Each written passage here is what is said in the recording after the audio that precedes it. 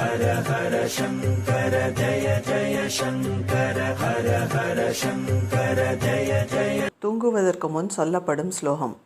அச்சுதான்னு பாய் போட்டு அனந்தான்னு தலையணை வச்சு கிருஷ்ணான்னு படுத்த பேருக்கு கிளேசம் இல்லாமல் இருக்கணும். மெய்கூடு கொண்டு பொய்கூடு விட்டு புறப்பட்டு போகும்போது திருமாலை தொங்க ஸ்ரீராமனே எதிரே வரணும். சுவாமி தேசிகனோட கோபால விம்சதி ஸ்லோகம்.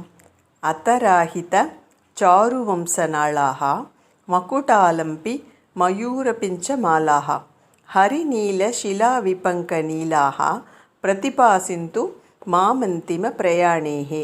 அழகிய திருப்புல்லா குழலை திரு அதரத்தில் வைத்துள்ளவனாகவும் திருமுடியில் சரிந்திருக்கும் மயில் பீலியை உடையவனாகவும் இந்திர நீலமணி துண்டம் போலே வேணுகோபாலனது நீல நிற திவ்ய மங்கள விக்கிரக ஸ்மிருதி எனது அந்திம காலத்திலும் இருக்க அருள் செய்வாய்.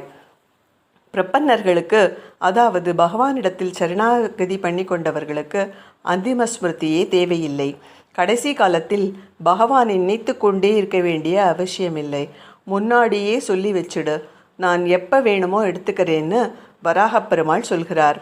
ஏன்னா கடைசி காலத்தில் கண் மங்கி காது போய் தொண்டை அடைத்து பேச்சு போய் இந்திரியமெல்லாம் இறங்கி போன பின்னே நினைக்கக்கூட முடியாத கோமால போயிட்டா என்ன ஆறுது?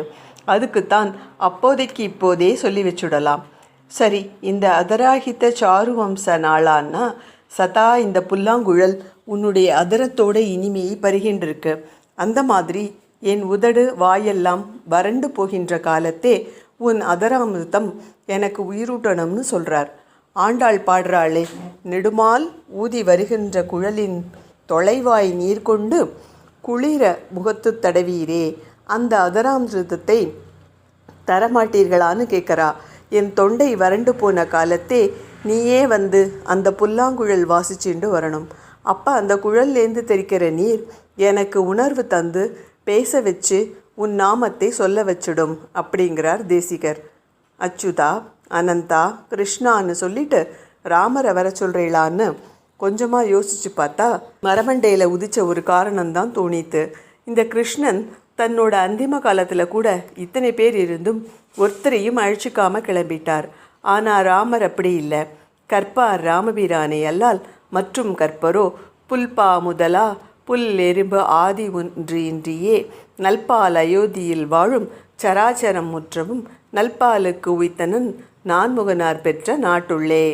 அச்சேத்தனத்தில் ரொம்ப அற்பமானது புல்.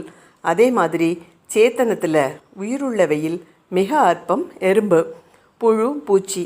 அதை கூட விடாமல் அழைச்சிண்டு போயாச்சே. அதே மாதிரி அடியேனும் ஒரு அற்பன். அதனால கட்டாயம் வந்து கைவிடாமல் காட்சி கொடுத்து கையை பிடிச்சு கூட்டிகிட்டு போயிடணும் தான் ஸ்ரீராமனே எதிரேவான்னு சொல்லிடணும். முறை செய்து காப்பாற்றும் மன்னவன் மக்களுக்கு இறை என்று வைக்கப்படும். அதனால் அனைத்து ஜீவராசியையும் காப்பாற்றிய வல்லன்மை கொண்ட ராமனை கூப்பிட்டுட்டார் தேசிகர். ஹர ஹர சங்கர ஜய ஜய சங்கர ஹர ஹர சங்கர ஜய ஜய.